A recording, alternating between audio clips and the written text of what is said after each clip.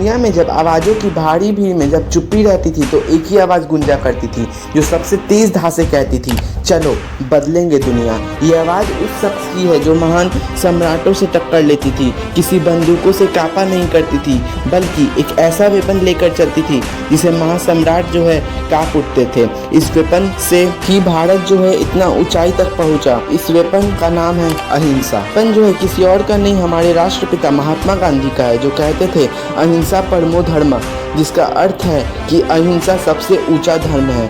तो आइए जानते हैं इस गांधी जयंती एक ऐसा सफ़र जिसका जीवन और उसकी पूरी हिरासत हमारे आज़ादी के मूल्यों में बुनी हुई है। तो आइए समझते हैं इस महान व्यक्ति की अमर विरासत को और उनके सिद्धांतों को। तो आइए सबसे पहले समझते हैं उनकी विरासतों को, यानी कि the legacy of Mahatma Gandhi. तो बेसिकली उनके मेनली 3 ही लेगेसी थे। पहला अहिंसा यानी कि नॉन वायलेंस। बापू की सबसे महत्वपूर्ण विरासत में से एक विरासत अहिंसा का विचार, जिसे गांधी जी राजनीतिक और सामाजिक चेंजेस के लिए एक पावरफुल वेपन के रूप में यूज़ किया करते थे।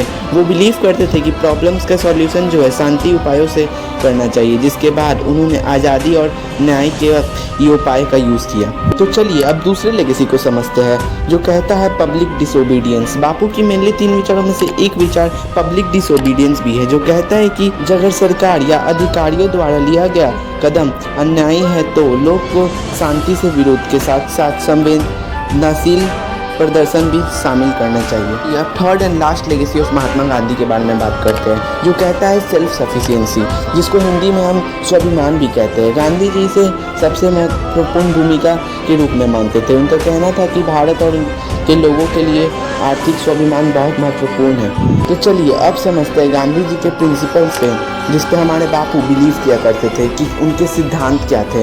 पहला ट्रुथ यानी कि सत्य। गांधी जी जो है सच्चाई पे बहुत विश्वास करते थे। उनका मानना था कि सत्य अहिंसा का मूल है। और दूसरा जो मेनली पहले भी मैंने डिस्कस किया है, लेकिन मैं फिर से एक बार करता हूँ, अहिंसा यानी कि नॉन वायलेंस।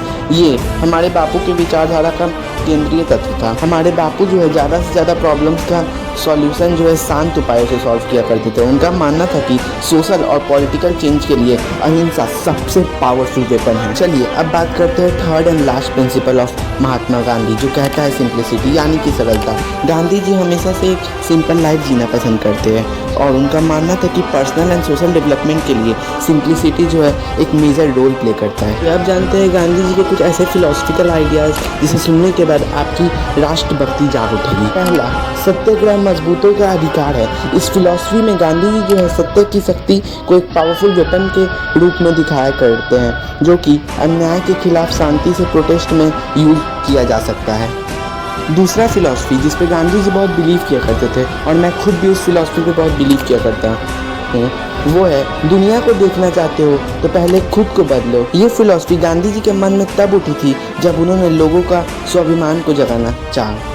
और थर्ड एंड लास्ट फिलॉसफी जिसे मैं इंग्लिश में कोट करना चाहूँगा, live as if you were to die tomorrow. ये लाइन आपको कमेंट बॉक्स में कमेंट करके बताना है कि इसका कोड वैल्यू क्या है। तब तक के लिए इतना ही। Happy Gandhi Jayanti to you all and your family, और मिलते हैं नेक्स्ट वीडियो में।